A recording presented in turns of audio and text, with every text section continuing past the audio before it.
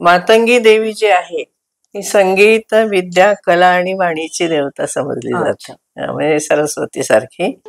आणि तिला प्रकृतीची देवी आहे असं पण म्हटलं जातं.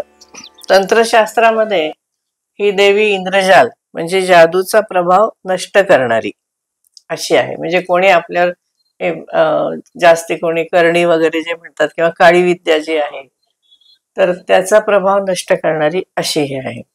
ही शिवाची शक्ती आहे पण कमलासन आहे.